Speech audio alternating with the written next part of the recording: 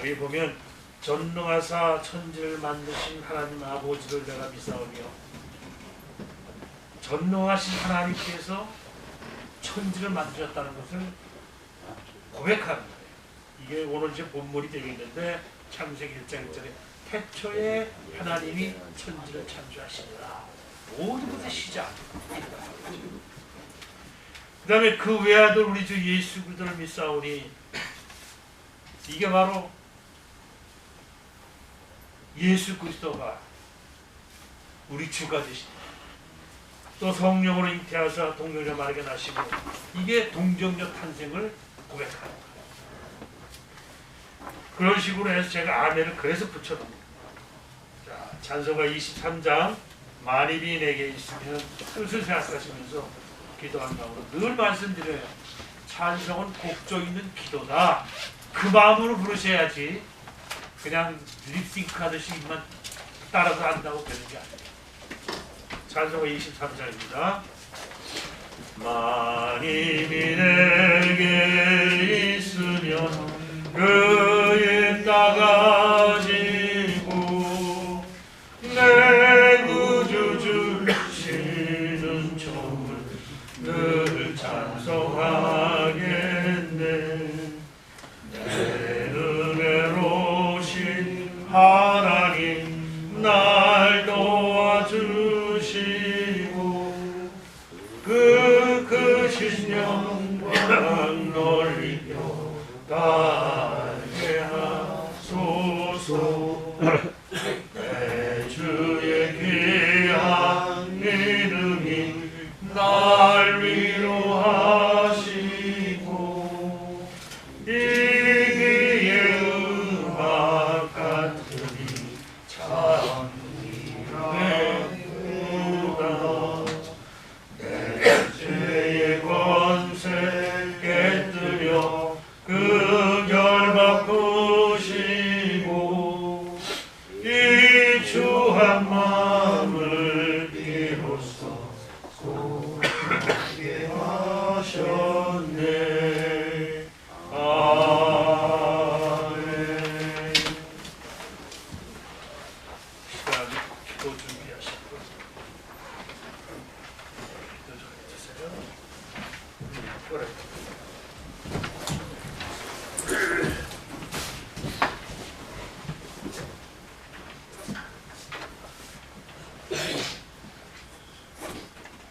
모든 만물을 말씀으로 창조하시고 지금도 우리와 함께 하시는 하나님 아버지, 새해가 밝았습니다. 이전 것은 지나갔으니 보라 새 것이 되었다 하신 말씀처럼 지난해를 뒤로하고 새해를 맞아 우리의 마음의 소망과 희망을 넘치게 부어 주옵소서.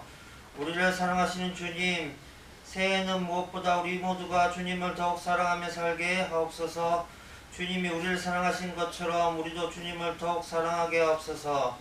예수 그리스도의 능력으로 하나님을 사랑하며 살게 하여 주옵소서. 주님, 이 시간 주님께 기도와 예배로 시작하는 주의 자녀들에게 복을 내려 주옵소서. 주는 복의 근원이시니 예배하는 주의 자녀들의 가정을 지키시고 이들의 생활 속에 넘치는 소망과 평안을 부어 주옵소서. 가정들마다 주님이 돌보아 주시고 이들의 자녀들을 축복하셔서 어디든지 하나님의 영광을 드러내는 자녀들 되게 하옵소서. 또한 경제적으로나 사회적으로나 하나님의 축복을 누리게 하옵소서. 하나님의 은혜를 경험하게 하시고 주님을 섬길 수 있도록 하여 주옵소서. 올해도 저희들이 일할 수 있게 됨을 감사드립니다. 무슨 일을 하든지 주께 최선 다하여 일함으로 주변에 선한 영향력을 끼칠 수 있도록 인도해 주옵소서. 또한 우리 일터가 더욱 발전하고 성장하여 하나님과 사람들로부터 사랑받는 기업 직장이 되도록 인도해 주옵소서. 오늘 이 자리에 저희들 믿음이 싹트길 바라며 예수님의 이름으로 기도드립니다. 아멘. 고맙습니다. 오늘 본문은 창세기 1장 1절로 2절입니다.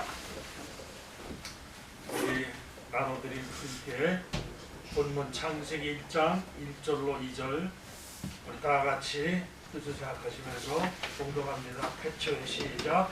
태초에 하나님이 천지를 창조하시니라. 땅이 흥분하고 경험하며 그가 믿기 부에 있고 하나님의 영은 수령에 운행하시니라.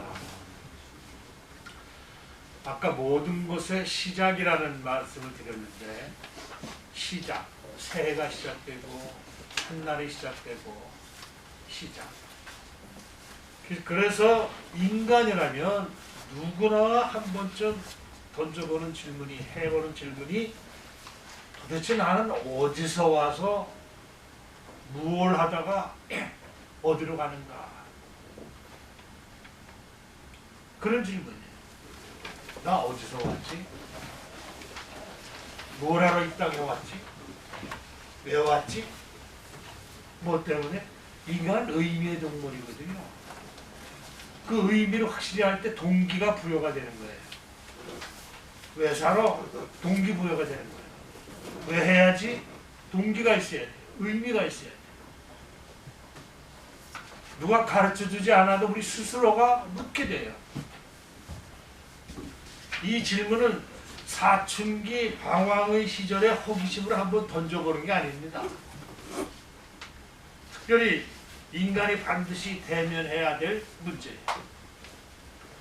사람들이 자신의 시작을 알고자 하는 이유는 시작을 아는 것이 자신을 올바르게 아는 길이기 때문에 그래요.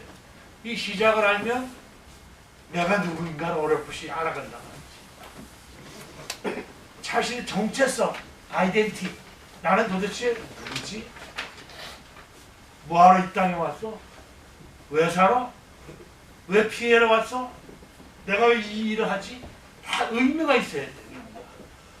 그걸 생각하게 하는 거지. 그게 자신이 존재하는 정체성, 그걸 아는 길이기 때문에. 근데 사람들은 되게 편안하고 안락할 때는 이런 생각을 안 해요. 뭔가 좀 내 마음대로 안 되고 힘들고 어렵고 고난과 역경이 올 때 이 생각하게 돼요. 여기서 잘못 생각하게 되면 자기 스스로 생명도 끊고 자살도 하고 범죄도 저지르고 이렇게 되는 거예요. 근데 안타깝게도 많은 사람이 이 질문에 대한 대답에 이르기 전에 포기하고 말아요. 이 대답을 찾지 못하고. 그래서 그런 말이 있어요. 인생의 방황은 예수님 만나면 끝이 나고 신앙의 방황은 좋은 교회 만나면 끝이 난다는 말이 있어요. 우리 인생의 대답이 예수님이라는 거지. 그 예수님을 알게 하는 것이 교회라는 거지. 말씀이라는 거지. 그렇습니다. 여기에 대한 대답을 알지 못하고 살면 세상 세태에, 세상 문화, 강물에 떠내려가는 통나무처럼 이 세상의 강물에 떠내려간 듯 살고 마는 거예요. 성경에서 깊은 고난 속에서 이유를 알 수 없는 고난과 역경이 왔을 때 고난의 이유를 알고자 했던 대표적인 사람이 욥이에요. 욥. 여러분 성경 한 번이라도 읽어보신 분들은 욥기를 알지요? 고난에 관한 책입니다. 왜 이 고난이 나에게 주어졌습니까? 라는 질문을 파헤쳐가면서 결국 이르게 된 것이 자신의 존재 이유예요. 내가 이 땅에 와 있는가? 무엇 때문에 있는가? 욥이 나는 왜 여기 있는가? 라고 질문했을 때 하나님이 대답하신 말씀이 오늘 본문 성구 1번 욥기 38장 2절에서 6절 말씀입니다. 천천히 하나님께서 여러분들에게 말씀하신다 생각하는 마음으로 읽어봅시다. 시작. 무지한 말로 생각을 어둡게 하는 자가 누구냐? 너는 대장부처럼 허리를 굽고 내가 내게 묻는 것을 대답할지니라. 내가 땅에 빛으로 놓을 때에 내가 어디 있었느냐? 내가 까다라 알았거든 말할지니라. 누가 그것의 도량법을 정하였는지 누가 그 줄을 그것 위에 띄었는지 네가 아느냐? 그것의 수초를 무엇 위에 세웠으며 그 모퉁이돌을 누가 놓았느냐? 무지한 말로 생각을 어떻게 하는 자가 누구냐? 오히려 욥이 질문을 했을 때 나는 왜 여기 있는가라고 질문을 했을 때 하나님이 대답이 질문으로 대답을 하세요. 무지한 말로 생각 어둡게 하는 자가 누구냐? 너는 대장부처럼 허리를 묶고 내가 네게 묻는 것을 대답할지니라. 너 대답해봐라. 내가 땅에 기초를 놓을 때, 즉 창조할 때에 내가 어디 있었느냐? 내가 깨달아 알았거든 말았지니라. 누가 그것의 도량법이라는 건 측량법, 경계 그런 걸 말하는 거예요. 정하였는지. 누가 그 줄을 그 위에 띄었는지 네가 아느냐? 그것의 주축, 기초. 건물 짓 때 기초 있잖아. 주축은 무엇에 세웠으며 그 모퉁이 돌을 누가 놓았느냐? 중동지방에서 건축은 모퉁이 돌이 중요합니다. 그게 기준이에요. 기초 위에 모퉁이 돌을 딱 놓으면 거기서부터 이제 지어져 가는 게 기초, 아주 기초 중요한 거죠. 예수님은 인생의 모퉁이 돌이다 하는 말을 쓰죠. 그렇게 부른 거예요. 성구 2번 욥기 38장 19절 20절입니다. 시작. 어느 것이 광명 있는 곳으로 가는 길이냐? 어느 것이 흑암 있는 곳으로 가는 길이냐? 너는 그의 지경으로 그를 데려갈 수 있느냐? 그의 집으로 가는 길을 알고 있느냐? 계속 질문으로 욥에게 네가 뭘 알아? 그 뜻이지. 하나님의 질문이 폭포수처럼 쏟아집니다. 그 질문은 사실 욥이 원하는 대답과 동떨어져 있는 것 같아요. 하나님은 욥의 질문에 오히려 질문으로 대답을 하고 계십니다. 그 질문의 요지는 오늘 본 이 말씀 제목처럼 만물의 시작을 내 스스로의 능력으로는 알 수 있느냐 하는 거예요. 모든 것의 시작을 너 아니야? 이것은 사람의 능력으로는 자신의 시작을 알 수 없다는 것에 출발해야 그 고난이 왜 나한테 왔나 하는 것이 해석이 된다는 거예요. 그래서 나는 어디서 와서 한번 따라서 해보세요. 나는 어디서 와서 어디로 가는가? 다른 데는 답을 찾으셨어요? 신앙에는 이 답을 확실히 알고 있어야 돼요. 그 질문의 대답을 찾는데 많은 사람들이 실패하는 이유는 인간은 자신이 존재하기 시작한 이후부터라야 알지 시작하기 전에 그건 몰라요. 인식할 수 있고 그때부터만 알 수 있는 존재이기 때문에 자신의 시작을 스스로의 능력으로 알고자 하는 것이 불가능하다는 거예요. 어느 철학적 사고나 과학적 연구로도 인간은 그 시작을 명백하게 알 수 없다는 것이죠. 중요한 것은 모든 피조물, 즉 창조된 거, 피조물, 창조됐다는 거잖아요. 피조물, 내가 만들어졌다는 거예요. 피조물이라는 뜻은. 피조물의 모든 원리 자체가 창조에 의해 생겨난 이후의 결과이므로 창조 그 자체를 설명하는데 한계가 있다는 거죠. 오늘 말씀은 아마 어떤 분들한테는 도대체 지금 목사님 무슨 얘기를 하고 있는 거야 하실 분도 있을 거예요. 근데 제가 벌써 몇 년째 여기서 말씀을 전하고 있지만 항상 기준을 외국인들이나 또 처음 믿는 거기에 포인트를 둬가지고 말씀을 전해왔어요. 왜? 구원이 시급하니까 일단은 구원을 받아야 되니까. 근데 오늘은 그걸 좀 벗어나서 그 모든 신앙에 기초된 거 아주 중요한 사실을 말씀드리려고 이 본문을 잡은 거예요. 여러분 창조 그 자체를 설명하는데 한계가 있는 거예요. 인간은 과학이 제시하는 어떤 자료나 이론들은 얼마든지 수정되잖아요. 어떤 뭐 박사학위 반문이나 어떤 걸 갖다 만들어도 나중에 시간이 가면은 오차가 생기고 그 자꾸 수정이 돼요. 그럴 수밖에 없죠. 그러므로 하나님의 창조 그 자체에 대한 궁극적인 설명이 될 수가 없더라는 거지. 하나님 창조의 광대함과 신비함은 과학이 모두 설명할 수가 없습니다. 오직 모든 것을 시작하게 하신 하나님이 주신 계시라는 말씀은 보여서 눈을 열어주는 거예요. 그러니까 내가 보려고 해서 보아지는 것이 아니라 보여지게 되는 걸 계시라고 하는 거예요. 이게 하나님 말씀을 계시해 준다, 보여진다. 하나님이 주신 계시의 말씀의 증거를 통해서만이 그 시작의 이유와 비밀을 알 수가 있는 겁니다. 중요합니다. 자, 잘 들으세요.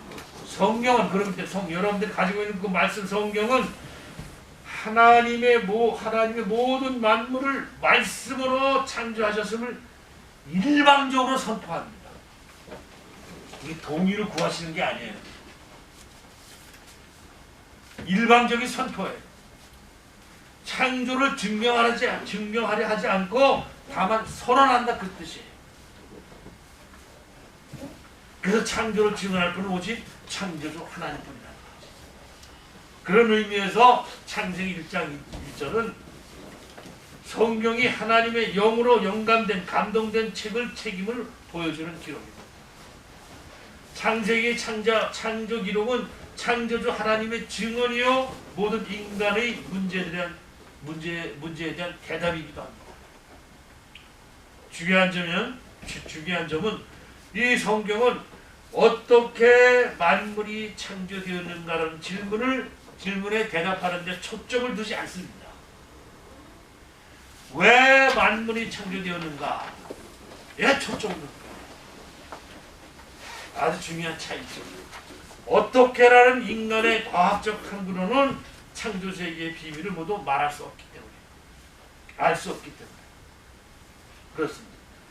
자신이 모두 알 수가 없고 이해하지 못한다고 해서 부족한다는 건 교만이죠. 장님이 안 보인다고 다른 사람도 다 안 보일 거라고 생각하면 오해잖아요. 자기만 안 보이는 거지. 육신의 장님만 장님입니까? 지식에 대한 거, 교내에 대한 거. 어떤 외부 사람들이 여러분들 피해 공장에 와서 이거 뭐 하는 거야? 이렇습니다. 그럴 때 그런 게 어딨어? 그 사람만 없는 거야. 그 사람만 모르기 때문에. 지식의 맹인, 육신적인 맹인, 믿음의 맹인도 있는 겁니다. 그런 걸 부정하는 건 교만이라는 거지. 의견이 일치 않는 문제로 창조 자체를 부정하는 것은 인간의 타락한 반항이에요. 하나님 말씀에 대한 반항이에요. 왜라는 질문에 하나님이 충분히 대답을 해주셨습니다. 창조의 목적은 하나님 나라입니다.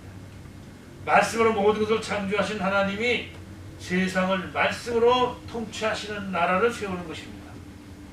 그 나라를 위해서 모든 만물에 하나님의 흔적을 심어주셨어요.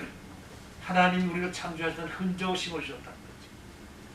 하나님의 사랑으로 만드신 모든 만물과 또 작은 피조물 속에도 하나님의 속성 일부를 나눠주시므로 그 중요성과 필요, 용도와 용조, 목적에 따라서 목적을 심어주시고 가장 많이 하나님의 흔적을 담은 존재가 바로 인간이에요.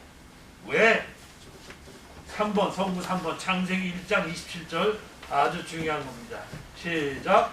하나님이 자기 형상, 곧 하나님의 형상대로 사람을 창조하시되 남자와 여자를 창조하시고 그랬어요. 하나님이 자기 형상, 하나님의 형상, 즉 하나님의 형상대로 사람을 창조하시되 그랬거든. 우리 사람을 보면은 하나님의 창조, 하나님의 흔적이 있다는 거죠. 남자와 여자를 창조하시고 유명한 그 에레미야서에 그런 질문 있죠. 토기자기가 뭔데? 도자기 내는 거 굽는 사람들 아니에요. 토기자기가 진흙을 가지고 토기자기 마음대로 이것 만들고 저걸 만들고 할 수 있지 않겠느냐. 그것과 마찬가지로 하나님께서 하나님의 형상을 따라서 남자와 여자를 창조하셨다. 하나님의 형상대로 지음받았다고 말하는 유일한 존재가 인간입니다. 사탄이, 악한 원수 마귀 사탄이 인간을 타락시키는데 초점을 둔 것은 인간만이 모든 피조물에 영향을 줄 수 있는 존재이기 때문에. 그래서 제가 항상 자유의지에 대해서 얘기를 하잖아요. 자유의지를 부여받은 인간만이 하나님 나라를 반역할 수 있는 존재이기 때문에. 에덴 동산에서 아담과 하와가 너 이거 먹으면 죽는다 그랬는데 변색하잖아. 변질되잖아. 죽을까 하노라. 그러지 않아 죽는다 그랬죠. 그 말씀 어기고 먹잖아요. 그게 원죄야. 그게 원죄. 이 원죄가 하나님의 형상대로 만든 인간에게 준 자유의지를 잘못 사용했단 말이지. 여기서 또 문제가 생기는 거예요. 자유의지. 다른 어떤 피조물이 반역한다고 해서 하나님 나라의 반역 역사에 영향을 그렇게 많이 주지는 못합니다. 그러므로 사탄은 인간이 하나님 나라에 반역할 수 있는 존재이기에 타락시킵니다. 사람을 그래서 타락시키는 거예요. 창세기 말씀이 모든 것의 시작을 우리에게 계시해주는, 보여주는 창조 하나님의 말씀인 것입니다. 성경은 과학적 질문에 대한 대답이 아닙니다. 성경은 과학적 질문에 대답하기 위해서 성경이 지어진 게 아니라는 거지. 우리 호기심을 만족시켜주는 대답도 아니에요. 우리 지적인 어떤 호기심을 만족시켜주는 그것도 아니라는 거지. 오직 창조주 하나님이 만물을 시작하셨다는 계시 보여진다고 그랬잖아요. 계시는 내 눈을 열어서 보여지게 되는 걸 말하는 거예요. 그런 말씀이에요. 자, 성구 4번 창세기 1장 1절 이 세상에서 이것보다 위대한 선언은 없습니다. 그런 마음으로 한번 읽어봅시다. 시작. 태초에 하나님이 천지를 창조하시니라. 아멘. 너 이거 믿으려면 믿고 말려면 말라는 거지. 하나님 일방적 선언이에요. 어떻게 창조하셨어요? 언제부터 창조하셨어요? 그런 질문에 대한 대답이 아니야. 너 태초에, 여기 태초라는 것은 시간의 시작을 말하면 하나님은 시작도 없고 끝도 없다고 그러셨잖아요. 스스로 존재하시는 분이기 때문에 그분이 천지를 창조하실 때 시점을 말하는 거예요. 시점을. 태초에 그때 어느 때 그 영원한 우리가 상상할 수 없는 그 시간 어느 때에 어느 날 태초에 하나님이 천지를 창조하셨다. 그 뜻이에요. 이 말씀은 하나님께서 태초에 하늘과 땅을 창조하셨다는 겁니다. 성경은 모든 것을 시작하신 창조주 하나님을 증거하는 거예요. 성경은 모든 것의 시작을 창조라는 단어로 표현을 합니다. 여러분 히브리어에서 여러분들에게 좀 어려운 얘기지만 상식적으로 들어주세요. 또 믿음이 있는 분들이 있으니까. 히브리어에서 창조를 의미하는 세 가지 동사가 있는데 바라, 또 아싸, 야차로 세 단어가 있어요. 성경 창세기 1장 1절은 바라라는 단어를 썼는데 이 바라는 무에서 유를 창조할 때 쓰는 단어예요. 아무것도 없는 상태에서 뭘 만들어내는 거예요. 그 이후에 우리 인간이 하는 모든 것들은 하나님이 만드신 그것을 변형하거나 이치를 깨달아서 뭐 조작을 하거나 이렇게 하는 메이크라고 그러죠. 아싸. 창조가 아닌 건 메이크지. 야차는 마찬가지예요. 즉 하나님은 아무것도 없었던 것으로부터 모든 걸 창조하셨다는 유일무이한 하나님. 세상의 모든 어떤 책도 이 구절이 없어요. 불교에도 없고 이슬람 성전에도 없고 유교에도 없고 그 경전 거기에 태초에 하나님이 천지를 창조하시는 이 단어가 없어. 그들은 시작을 몰라. 그래서 어떻게 했는지 그 창조에 대해서 설명이 없어.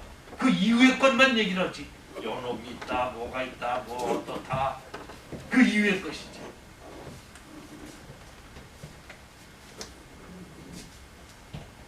하나님은 이미 있던 어떤 존재나 원료를 가지고 세상을 만들지 않으셨다는 거, 이게 중요해요. 아, 무에서 유를 창조하신 하나님, 이게 여러분들 머릿속에 백해야 돼요. 진화론자는 뭡니까? 진화론자는 있는 물건이 시간이나 여건이나 환경에 의해서 변화가 되는 게 진화론이에요. 이 세상의 모든 것이 우연히 몇 천만 년, 몇 억 년 시간이 지나다가 어쩌다가 자연 발생으로 생겨났다고 주장하는 것이 진화론이에요. 그래서 여러분들이 학교에서 진화론을 배울 때 원시생물 아메바로부터 우리가 진화가 됐다. 그 아메바는 어디서 생겼냐는 거지. 성경 그걸 묻는 거예요.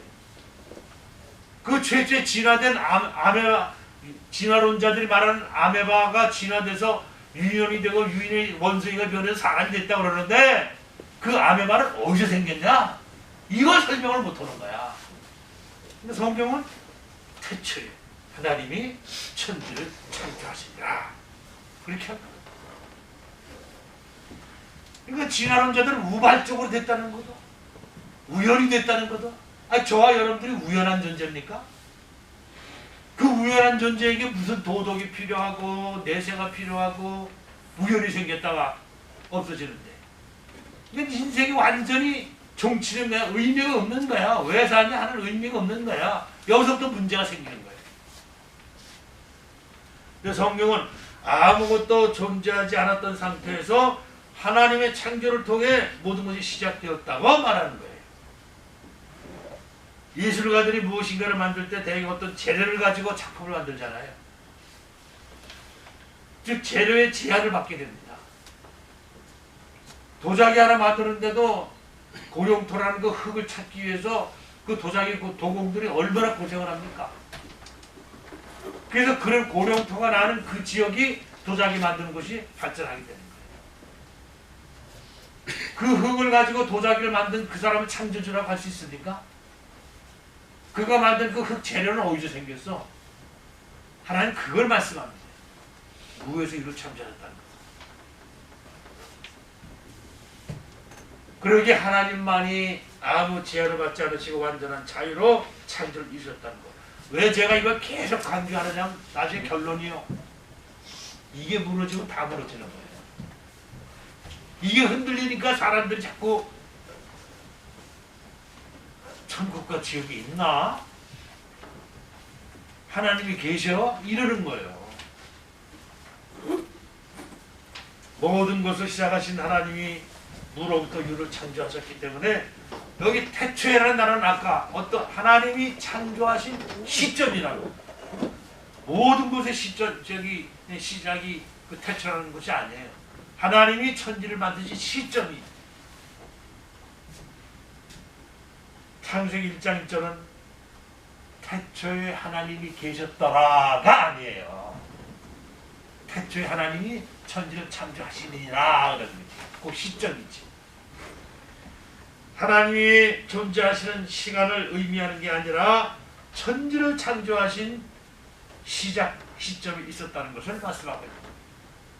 모든 만물은 시작이 있고 끝이 있습니다. 우리 인간 저와 여러분도 시작이 있고 끝이 있잖아요. 그러나 스스로 존재하신 하나님. 그래서 창세기 출애굽기 3장 13절 14절에 나오는 그런 말씀 보면은 모세가 어느 날 사명을 받고 불타는 떨기 거기에서 불은 나는데 나무가 타지는 않아. 참 희한하지.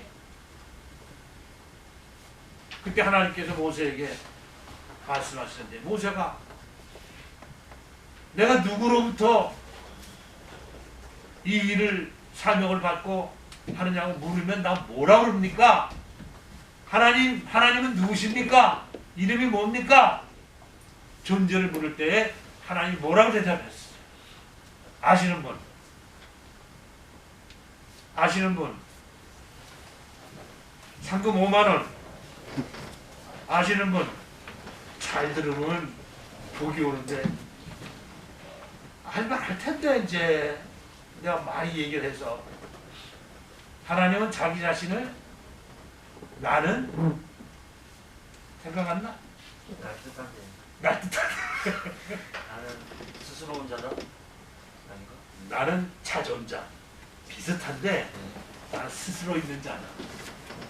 나는 그 단어가 그렇게 좋을 수가 없어. 그게 나의 모든 신앙의 모든 걸 다 풀어지게 하는 거야.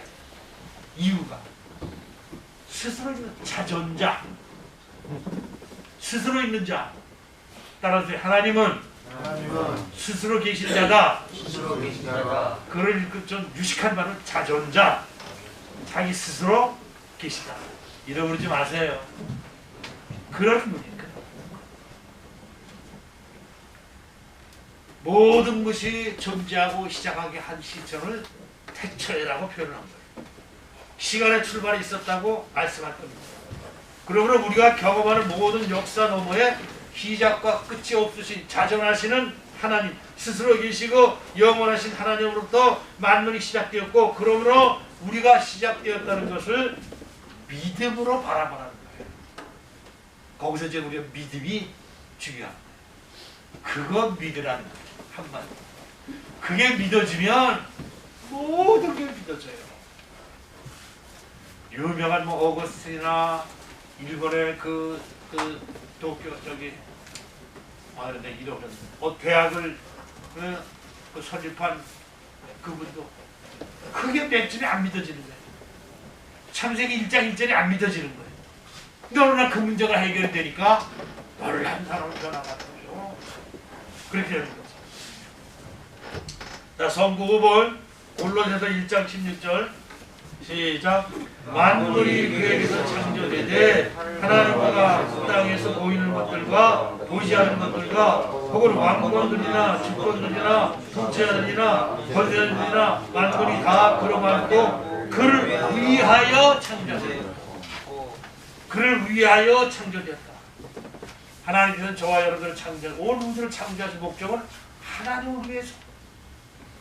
그래서 하나님을 위하여 하나님께 영광을 돌리라고 하는 것이죠. 이와 같이 창세기 1장 1절은 하나님이 모든 것을 시작한 시점이 있고 모든 것에 하나님이 창조하셨다는 것을 선포합니다. 나라에서 법을 선포하면 무조건 지켜야 돼. 그 지키지 않으면 그 나라 백성이 아니지. 하나님 나라의 백성은 하나님이 말씀하신 것을 믿음으로 지켜야 되는 거예요. 믿고 지켜야 되는 거예요. 자, 성구 6번 창세기 1장 2절 시작. 땅이 혼돈하고 공허하며 흑암이 등풍이 있고 하나님의 영은 수면에 일어나시니라 그랬죠. 창세기 1장 1절에서 하나님께서 태초에 하늘과 땅을 창조하셨다는 것을 선포하고 2절에서는 땅에 집중합니다. 하나님 창조하신 땅에 집중하는 거예요. 1절에서는 하늘과 땅이 나오고 2절에서는 하늘이 언급되지 않고 땅만 언급됩니다. 창조는 삼위일체 하나님 사랑의 열매예요. 그래서 창세기 1장 1절에서 2절을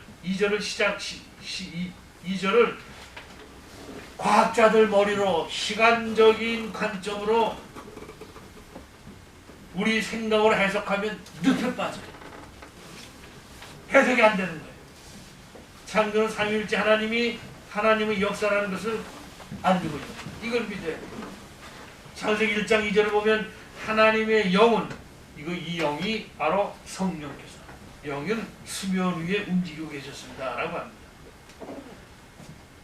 또 성구 7번 요한복음 1장 1절로 3절 잘 두 번 읽읍시다. 시작. 태초에 말씀이 계시니라. 이 말씀이 하나님과 함께 계셨으니 이 말씀은 곧 하나님이시니라. 태초에 하나님과 함께 계셨고 만물이 그로 말미암아 지은 바 되었으니 지은 것이 하나도 그거 없이는 된 것이 없느니라. 다시 한번 시작. 태초에 말씀이 계시니라. 이 말씀이 하나님과 함께 계셨으니 이 말씀은 곧 하나님이시니라. 그가 태초에 하나님과 함께 계셨고 만물이 그로 말미암아 지은 바 되었으니 지은 것이 하나도 그가 없이는 된 것이 없느니라. 태초에 말씀이 계셨다. 의인화시켰지. 사람에게 쓰는 말 같은 계셨다. 드셨다. 말씀을 의인화시켰다는 거죠. 이게 기가 막힌 거예요. 말씀이 육신이 된 분이 예수님이시다. 그게 우리가 아까 예배 드릴 때 사도시경 고백할 때 성육신 말을 통해서 말의 몸을 빌어서 성령께서 함께 하셔가지고 말씀이 육신이 되신 분이 예수입니다. 그러니까 말씀은 곧 살아계신 하나님 삼위일체 하나님 예수님 성령님 이렇게 되는 거지. 그분은 태초에 하나님과 함께 계셨습니다. 모든 것이 그분을 통해 지음받았으며 그분 없이 된 것은 아무것도 없었다는 거죠. 여기서 그분은 바로 성자 예수 그리스도심을 알 수가 있죠. 성자 예수 그리스도를 말씀이 계셨다. 왜? 그분이 예수님이니까 말씀이 계셨다. 하나님과 함께 계셨고 가마지고 하나님이셨다고 말씀합니다. 만물이 그분을 통해 지음을 받았다는 증거는 무엇입니까? 3절부터 어떻게 창조가 이루어집니까? 하나님이 말씀하셨어요. 창세기 쭉 그 다음에 하나님이 이르시되, 이제 버전 성경은 하나님 가라사대 이르시되 가라사대 다 같은 뜻이잖아요. 말씀으로 하나님 말씀을 통해 세상을 창조하셨다는 거죠. 하나님이 성자 그리스도를 통해서 만물을 창조하셨다는 골로새서 1장과 요한복음 1장 말씀과 맥락을 같이 합니다. 그러므로 이 말씀을 통해서 삼위일체 하나님이 말씀과 성령으로 이 세상을 창조하셨다는 거죠. 삼위일체 하나님이 모든 것을 시작하신 이유는 아무것도 존재하지 않았고 무인 상태에서 하나님만 계셨고 삼위일체로 존재하신 하나님이 외로워서 우리를 창조한. 설교할 때 목사님들이 좀 재밌게 하려고 하나님도 심심하셨나봐, 외로우셨나봐 이래서 얘기하는 거지, 그래서 그런 것이 아니에요. 하나님이 의지할 대상을 찾으신 것도 아니에요. 도움이 필요해서가 아닙니다. 도리어 나를 의지하라. 나를 떠나서 너희가 아무것도 할 수 없다. 나를 믿어라. 하나님은 의존할 대상을 창조하십니다. 그러므로 우리가 그런 말씀을 많이 하죠. 물 떠난 물고기는 혹시 살 수 있을지 몰라도 하나님 떠난 신앙인, 하나님 떠난 하나님 자녀는 살 수가 없다. 그와 같이 복잡하고 같아요. 하나님이 의존할 대상을 창조하신 게 아니라 하나님은 하나님을 의존하며 존재하는 대상을 창조하셨습니다. 만물 모든 것이라는 창조가 나 한 사람, 나같이 작은 존재까지 연결되어 있는 거예요. 지금 80억 인구라고 그럽니다. 우리나라만 인구가 좀 줄지 다른 나라들은 막 늘어나. 80억이지 80억. 여러분 국가가 늘 제가 말씀드렸죠. 뭐가 필요해요? 영토가 필요해요. 사람, 국민, 사람 필요해요. 주권이 필요해요. 주권이, 다스리는 주권이. 이 세 가지가 갖춰져야 국가가 되는데 인구가 줄어. 세 가지 인구가 줄으면 뭐가 무슨 존재 의미가 있겠습니까? 마찬가지입니다. 말씀과 성령으로 만물을 창조한 하나님이 우리를 말씀과 성령으로 찾아오시고 붙잡고 계세요. 내가 너와 함께한다. 두려워하지 말라. 무서워하지 말라. 내가 너와 함께하겠다. 하나님이 주시는 가장 큰 위로의 말씀이 내가 함께하겠다. 내가 너와 함께하겠다. 말씀을 통해 우리에게 주시는 창조의 신앙입니다. 다시 말씀드립니다. 따라서 해보세요. 성경은 창조를 증명하려 하지 않는다. 성경은 하나님이 존재도 증명하려고 하지 않는다. 단지 하나님이 하신 일을 선언할 뿐이다. 네. 그러니까 선언하셨으니까 그것을 내가 믿음으로 받아들이고 순종하면 그 세계에 살게 되는 거예요. 하나님 인간에게 자신을 증명할 필요가 없으신 분이에요. 모든 것을 시작을 이루신 하나님이심을 선언할 겁니다. 그래서 말씀은 무신론은 뭡니까? 신이 없다, 하나님이 없다, 그걸 거부하는 거죠. 하나님 존재, 창조주의 존재를 당연한 사실로 선언하게 됩니다. 그러면 이 세상의 모든 사람이 가지는 세계 3대 종교, 4대 종교, 5대 종교 얘기를 하는데 무슨 종교, 철학, 사상, 신에 대한 관념도 모든 것과 구별되는 게 창세기 1장 있잖아요. 우렁찬 울림입니다. 태초에 하나님이 천지를 창조하시니라. 이 말씀을 대체할 게 없습니다. 세상 어느 책에도 이 구절이 없어요. 오직 성경에만 있는 거예요. 장엄하고도 우렁찬 태초에 하나님이 천지를 창조하시니라. 고 시작하는 것이 성경이에요. 이거 믿을래 말래 그거예요. 빚어버린 우리가 창조주 그 하나님을 믿느냐 안 믿느냐. 손을 부르죠. 하나님께서 태초에 하늘과 땅을 창조하셨습니다. 이 말씀은 창조주의 대답입니다. 하나님이 태초에 하늘과 땅을 창조하셨습니다. 이것은 우리가 어디서 와서 어디로 가는가에 대한 질문과 대답이에요. 아, 우리는 하나님으로 도와서 하나님의 영광을 위하여 살다가 하나님 나라로 가야 되는 거로구나. 답이 나오잖아요. 이제 너는 지음받은 존재이다. 모든 것을 창조하시고 시작하게 하신 하나님 창조의 결과다. 우리는 그분을 의지해만 하는 피조물입니다.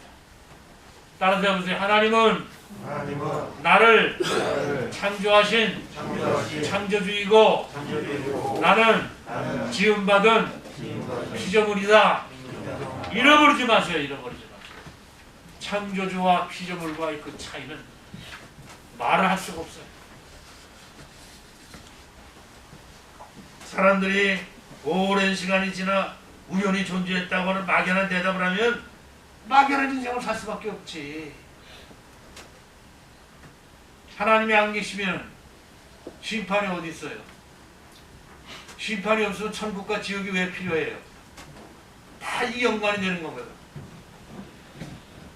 창조주 하나님 믿지 아니하면 필연적으로 피조물을 신격화하고 이게 우상이 생기는 거예요. 불상을 만들어 놓고 형상을 만들어 놓고 죽은 돼지 대가리 삶아놓고 거기다가 돈 갖다 놓고 제사하고 뭐 하는 짓이야? 우매해서 그래요. 눈이 멀어서. 존재하는 모든 것에 새겨진 하나님의 흔적, 창조주의 솜씨를 하나님께 돌리지 않으면 피조물 자체는 신격화. 이스라엘 백성들도 그랬잖아요. 모세가 하나님의 음성을 듣기 위해서 40일 동안 시내산에 올라가잖아요. 근데 그 40일 동안 그 밑에서 뭐 했어요? 그 홍해를 건너고 불기둥 부름으로 광야를 건너온 그 사람들이 그 밑에서 나중에 십계명을 받고 내려오는데 소리가 나니까 보니까 우상을 만들어서 거기다가 춤추고 노래하고 그러고 있는 거예요. 이게 인간이에요. 하나님 진노하셔서 그때 다 죽여버리겠다. 다 죽여버리겠다. 내가 다시 시작하겠다. 그때 모세가 하나님 앞에 엎드립니다. 하나님, 차라리 내 생명을 하나님 생명체에서 지어주는 한이 있더라도 이들을 불쌍히 여겨달라고, 긍휼히 여겨달라고, 용서해달라고. 그래서 저와 여러분들 지금 살아있는 거예요. 모세의 그 기도 때문에. 부모의 마음을 이해하십니까? 어린 자식을 전쟁터에서나 질병이나 사고로 잃은 그 부모의 마음을 창자가 끊어지는 것 같은 그 아픔을. 그게 사랑이거든. 궁휼하면서 나오는 거거든. 하나님이 그러신 분이라는 거죠. 그래서 우상숭배가 이루어지죠. 그래서 이사야 선지자는 우상숭배를 가리켜서 이사야서에 보면 인간의 자기 기만이요 자기 모순이라고 지적합니다. 만물의 영장인 인간이 어떻게 죽은 나무 토막에다 죽은 나무 석상에다가 절을 하고 복을 달라고 그러느냐. 그리고 질책한 창조주 하나님께 영광을 돌리지 않으면 인간을 우상하기 때문입니다. 하나님은 창세기 1장 두 구절의 창조 기록을 자신의 증언, 선언, 대답으로 우리에게 주셨습니다. 때론 사람들은 창조를 분석하면서 지적 호기심을 만족하려고 하는데 그러나 그것은 불가능합니다. 이 말씀을 통해서 우리는 하나님을 경배하고 사랑하고 기뻐하고 감탄하고 예배드려야 하는 것입니다. 창세기 말씀은 논란의 대상이 아니라 순종의 내용이어야 합니다. 인간은 자신의 시작에 대해 끊임없이 질문하죠. 그 질문에 대한 대답은 하나님이 따라서 하나님이 태초에 하늘과 땅을 창조하셨다는 겁니다. 믿으시면 아멘. 믿기로 작정하신 분은 아멘. 앞으로 더 잘 믿을 사람 아멘. 아멘이 뭐예요? 그렇습니다. 나도 동의합니다. 자꾸 여러분들에게 입으로 시인시키는데 이유가 있는 거예요. 다음 달에는 오늘 말씀을 전하면서 다음 달에 전할 말씀이 생각이 났어. 영감을 주셨어. 말에 대해서 말씀을 전합니다. 우리 말이, 인간의 말이 얼마나 중요한지. 그래서 우리 세상 사람들, 야야야, 말대로 된다, 말 씨앗이 된다, 그런 말 하지 마. 어? 이런 말 많이 하죠. 그거 그냥 생긴 말이 아닙니다. 아주 중요해요. 항상 말을 부정적으로 하는 사람이 있어. 아, 안 돼, 못해. 그 사람 옆에 있으면 모든 것이 안 돼, 못해. 할 수 있다. 할 수 있어. 참고 견디면 할 수 있어. 이런 사람 옆에는 항상 긍정적인 신앙이지. 창조가 우리 모든 사고와 행동의 출발이고, 기초가 될 때 우리는 자신을 깨닫고 창조 하나님도 알게 되고, 우상에서 벗어나고 올바른 역사의식을 갖게 되고 참된 지혜를 가지고 살게 됩니다. 창조가 저와 여러분들의 신앙이 되어야 할 줄로 믿습니다. 창조론이 저와 여러분들의 신앙 고백이 되어야 될 줄로 믿습니다. 창조론 중요합니다. 그래서 성구 8권 전도서 12장 1절에 이런 말씀이 있죠. 시작. 너는 청년일 때에 너의 창조를 기억하라. 곧 곧과 날이 이르기 전에 나는 아무나 없다고 하는 그래 가깝기 전에 창조주 하나님을 기억하라. 하나님 없는 세상을 여러분 상상을 해보세요. 하나님 없는 세상, 첫째로 잘잘못 심판이 없잖아. 양육강식이 일어나는 거야. 심판이 없으니까. 법? 없는데 우리를 지켜주지 못하는 거지. 근데 하나님이 계시다 그러면, 하나님 계시면 하나님 말씀이 있잖아요. 말씀에 보면 이건 악이고 이건 잘못되고 이건 잘되고 기준이 나와 있잖아요. 심판이 있잖아요. 천국과 지옥이 있잖아요. 또 용서가 있잖아요. 사랑이 있잖아요. 그래서 창조를 기억하라. 하나님 계시지. 그럼 하나님 계시지. 그게 옛날 신앙, 옛날 우리 연세 많으신 분들 신앙생활 할 때는 그런 말을 많이 썼어요. 그래, 종종 가서 보자. 끝에 가서 보자. 심판대 앞에서 보자, 그 뜻이지.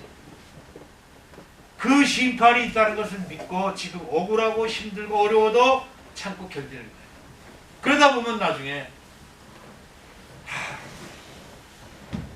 심판대에 드러나게 되는 거죠. 그래서 시므리서 11장 6절이 중요해요. 하나님 기뻐하시는 자.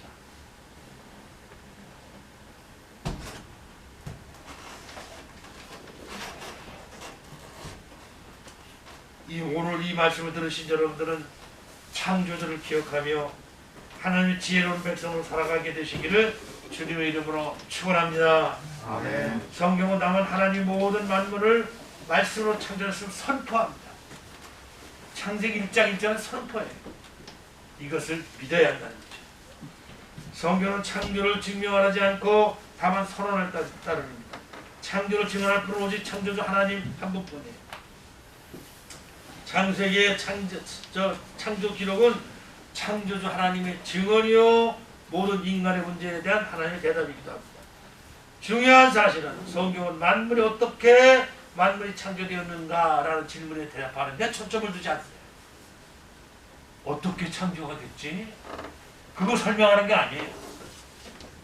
왜 창조됐지? 그걸 왜 만물이 창조되었는가를 초점을 둡니다. 어떻게라는 인간의 과학적 탐구로는 창조 세계의 비밀을 모두 알 수 없기 때문에 자신이 모두 알 수 없고 이해하지 못한다고 해서 부정하는 것은 교만입니다. 내가 모른다고, 내 생각과 틀리다고, 틀렸다, 없다, 이게 교만인 거지. 창조의 목적 하나님 나라입니다. 언젠가 TV 승승장구라는 프로가 있더라고. 승승장구라는 프로에 불교계 해민 스님이라고 있어요. 굉장히 유명한 분인가 봐요. 많은 청소년들이 해민 그러잖아요. 그런 분이 나와서 이런 이야기가 있습니다. 자기가 미국에 있을 때 나는 누구인가에 대한 해답을 얻기 위해서 인도도 가고 영적으로 유명한 분들을 많이 만나봤다는 거지. 그 많은 사람들의 말씀을 들으면서 자기는 이런 생각을 했다. 아니 기독교의 경전인 성경에 보면 아주 쉽게 다 답이 나와 있는데 뭐 그리 고생들을 하나 하는 생각이 들더라는 거예요. 이 해민들이 아주 열린 사람이야. 어? 그렇습니다. 성경은 우리는 하나님께서 창조하셨고 하나님의 영광을 살아있는 존재이며 예수 그리스도를 이 땅에 보내서 우리를 구원하실 만큼 귀하고 복된 존재라고 말씀하는 거예요. 그러므로 그러면 성경을 전혀 다른 눈으로 봐야 돼요. 우리 아이들이 그래도 주일학교 다닐 때만 해도 하나님이 이 세상을 창조하셨다고 외치던 아이들이 그렇게 죽도록 공부해가지고 중학교 가고 고등학교 가고 그러면 학교에서 가르치는 게 뭐예요? 진화론, 창조론, 진화론. 우리 우연히 생겼어. 우리 조상은 원숭이야? 원숭이 조상 아메바야? 이걸 가르쳐 놓으니 아이들 혼란이 오지. 그러면 벌써 중학교, 고등학교, 대학교 가면 아이들이 팍팍팍 떨어지는 거예요. 왜? 창조론을 확실하게 해주지 않았기 때문에. 이게 문제가 되는 거예요, 오늘날. 그렇습니다. 다시 한번 말씀드립니다. 하나님은 증명의 대상이 아니라 증거의 대상입니다. 즉 과학의 대상이 아니라 믿음의 대상입니다.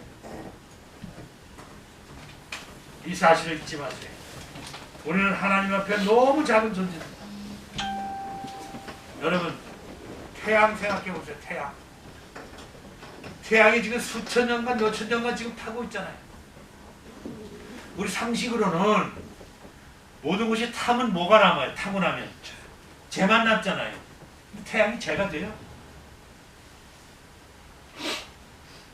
외부에서 공급하는 것도 없어. 하나님이 창조하신 태양 그렇게 불타오르고 그러는데 근데 그 원리가 요즘 이제 과학이 그걸 발견해내는 거야. 과학은 발견하는 거야. 하나님 말씀 발견하는 거야. 핵융합 때문에 그런 거야. 핵융합이 뭐냐? 최소 단위의 분자와 원자가 결합할 때 이때 엄청난 에너지가 난다는 거예요. 근데 이 결합이 언제 이루어지느냐? 고온에서 7,000도, 8,000도, 만도라는 고온에서 이루어지는 거예요. 그래서 핵융합 발전소를 만들잖아요. 연구단계. 우리나라에서 거기 도전해가지고 핵융합기를 설치해놓고 10초 동안 몇천 도를 유지하는 걸 성공했다고 기사가 난 걸 내가 봤어. 한 10초 동안 그 온도를 유지했다는 거예요. 그게 그렇게 어려운 건데 하나님은 태양을 그렇게 만드셨잖아요. 핵융합. 원자는 뭐냐? 핵폭탄은 뭐냐? 그 분자를 분리시킬 때 나오는 힘이 원자탄이에요. 대신 이거를 융합시킬 때 나오는 힘이 핵융합이야. 이것이 해결되면 에너지 문제가 해결되는 거예요. 분명히 하나님 먼저 보여줬으면 가능성이 있는 거지. 그게 세계 각국에서 프랑스에서는 혼자 하지 않고 유럽의 여러 나라들이 모여서 핵융합 발전소, 핵융합 실험실을 만들었는데 우리나라 단독으로 만들어가지고 그 나라보다 더 오랜 시간 동안 10초 거기서는 몇 초간을 했는데 우리 10초간 기록이 돼 있어요. 그걸 유지했다는 거지. 하여튼 한민족은 대단한 민족이다. 6.25로 전쟁 폐허가 돼가지고 아무것도 없었던 이 민족 지금 한 70여 년 만에 세상에 반도체이 뭐니 뭐 만들어내는 거 보면 지금도요 미국이 우리나라한테 니네 핵 만들어라 그러면 몇 달이면 만들어. 몇 달이면 못 만들게 해서 지금 안 하는 거지. 김정은이 요즘 아주 그냥 깨끗대더라고. 주적이 대한민국이래. 대한민국 대한민국 같은 동포들을 다 적으로 돌린 거야 이제. 사상을 돌려야 되니까 정부에서 반론을 하면서 우리는 북한 주민은 우리 국민을 우리로 생각한다. 사상이고. 그러니까는 통치자들과 국민과 분리를 시켜야 돼.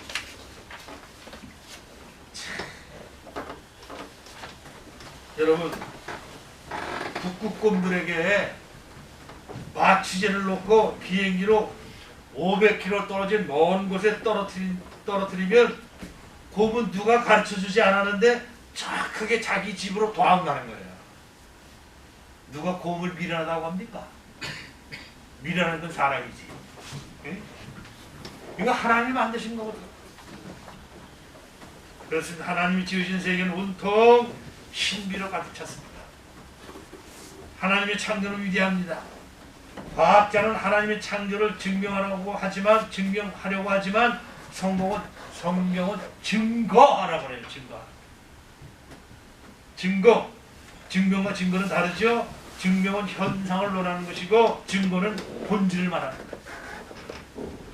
증명은 살아있는 모습을 탐구하는 것이고 증거는 만드신 분의 마음을 말하는 거예요. 여러분, 기독교의 핵심은 누가 뭐라고 해도 구원이요 영생입니다. 구원이 없다면 뭐 예수 믿어요? 즉 죄인이 예수를 믿어 죄 용서를 받고 천국에 들어가는 것이며 그 근거가 하나님의 말씀이죠. 근데 영생을 믿는 데 있어서 그 기초가 되는 교리가 바로 창조신앙이에요. 왜냐하면 창조주 하나님의 존재가 확인된 후에야 하나님 계명이 등장하여 죄가 성립되는 거죠. 자, 거기 성부 9번 로마서 5장 13절 시작. 죄가 율법이 있기 전에도 세상에 있었으나 율법이 없었을 때에는 죄를 죄로 여기지 아니하니라. 이게 무슨 뜻이냐? 율법이 세상에 있었으나 율법이 없었을 때는 죄를 죄로 여기지 않. 법으로 죄를 죄라고 규정을 해놔야 검찰이나 경찰이 그걸 근거로 해서 법원이 그걸 근거로 해서 사형 아니면 뭐 이거 판결하는 거예요. 그래서 분명히 잘못된 건 아는데 법이 없습니다. 처벌 규정이 없습니다. 그거 아니에요. 처벌 규정이 없다는 거예요. 죄가 성립돼야 속죄와 구원의 필요성이 제기되는지, 마치 환자가 병이 있으므로 의사를 찾아 고침을 받게 되는 것과 같은 이치. 그래서 여러분들 때로는 이런 말 하는 사람, 신앙생활 하다가 교회 출석을 중지하고 하는 사람들한테 하고 상담을 하다 보면은 교회가 세상보다 더해요. 들어가서 조금 신앙생활 하다 보니까 별일도 다 있고요. 그렇게 잘못될 수가 없다고. 근데 여러분 가만히 생각해 보세요. 교회가 왜 필요한 거죠? 잘못된 사람들이 와서 회개하고 바로 되는 것이 교회 아닙니까? 근데 교회에 잘못된 사람들이 없다면 이를 마치 병원에 병든 자가 없는 것과 같은 거예요. 병원에 병든 자가 없으면 의사가 왜 필요해? 병원은 왜 필요하냐고. 그러니까 교회는 그런 거라는 걸 알고 그 속에서 그래도 믿음을 우리가 얻고 믿음으로 이겨나가야 되는 건데 그렇게 말하면 안 되지. 교회는 죄인이 오는 곳이에요. 죄인이 아닌 사람은 구원 못 받아. 왜? 자기가 죄인이 아닌데 어떻게 구원 받아? 내가 죄인으로서이다. 내가 죄인입니다. 내가 죄를 지었습니다. 그때 회개가 있고 용서가 있는 거지. 나 죄인 아니야. 재판소에서 할 때도 마지막 할말 없는 자고 묻잖아요. 그때 울며 통곡하고 자기가 잘못했다고 다시는 안 그러겠다고 그런 사람에게는 판사가 감형을 해줘요. 근데 내가 무슨 죄입니까? 이런 사람한테는 사형 이렇게 되어버린 거지. 죄가 성립되어야 가능한 거예요. 자, 성구 10번 마태복음 9장 12절 시작. 예수께서 들으시고 이르시되 건강한 자에게는 의사가 쓸데없고 병든 자에게는 쓸데있으리라. 맞지요? 그래 교회에 나쁜 사람이 많다. 그건 그래야 돼. 좋은 사람만 오면 그게 무슨 교회야. 좋은 사람, 병 없는 사람이